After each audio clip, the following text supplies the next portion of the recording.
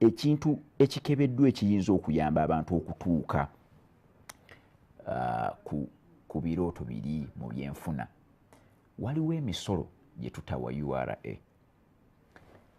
naye kizuuliddwa nti abagagga emisolo egyo bagyewala. Emisolo egyo giri esatu. Waliwo ignorance tax, namwogerako ko wano. Wayogera ku stupidity. Ne stupidity tax.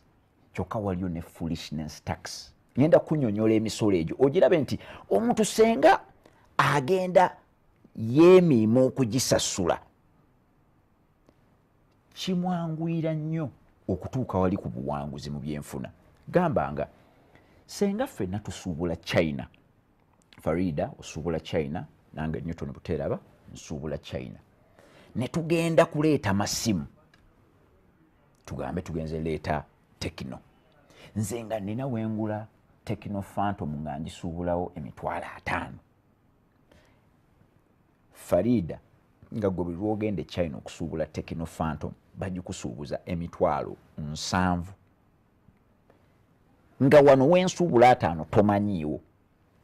Oli mu kusasula ignorance tax, omusolo ogw'obutamanya. Abantu bayinza obutakigendera naye gwe tunuulira difference ya 5 ne 7. Waliwo emitwalo emeka? 2. Bw'ojja ne piisi 1,000, bw'ojja ne piisi 1,000, emitwalo 2 bw'okubisaamu piisi 1,000 ziba $2,000,000.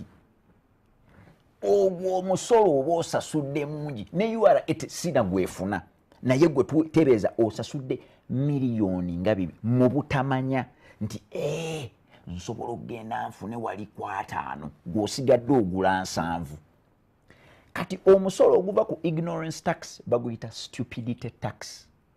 Stupidity mu definition yakyo kitegeeza nti oyo yayize naye teyatadde mu nkola. Stupidity kuyiga okubeera nga omuntu bagambye oyo ali stupid kitegeeza yayize yategedde wabula $5,000 neera teyagenze. Yabadde atambula naguwayi naawe osuubule no nti Phantom zino ozigula meka nti nzigula 5.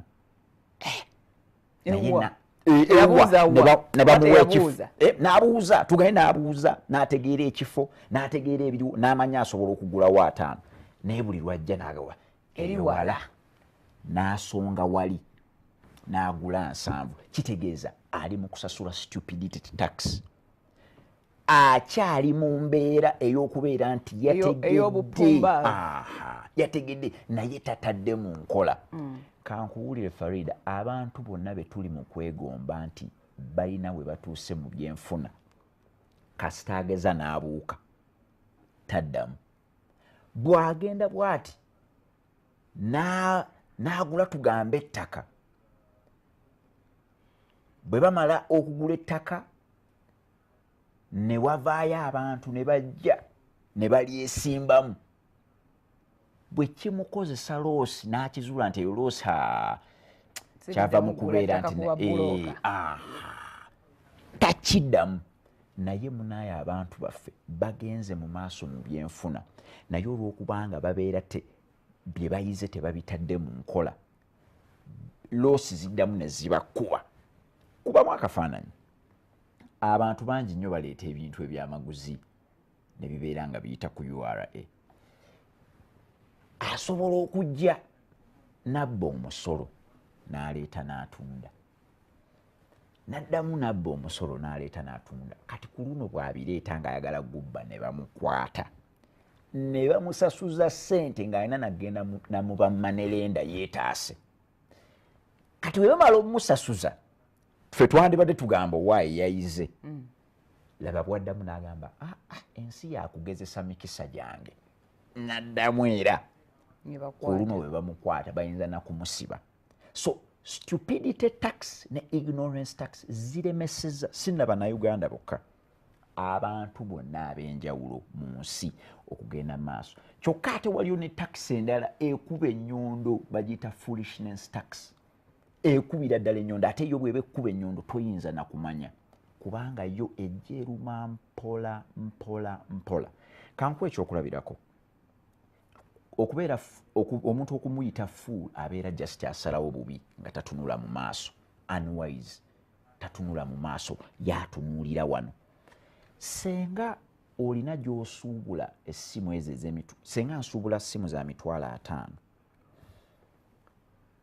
ng'osuubula za 7 nojja ne wabaawo gw'ofunanga broker n'akugamba Fred Overwa nti anva China kuleeta phantom ti naye phantom zo gw'ozijjawa.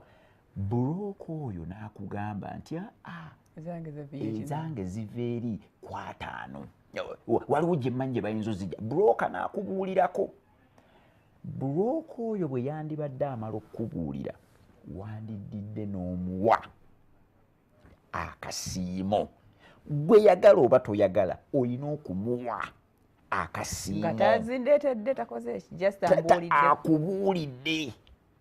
Akubuulidde. Ataasizza 2 ku buli ssimu.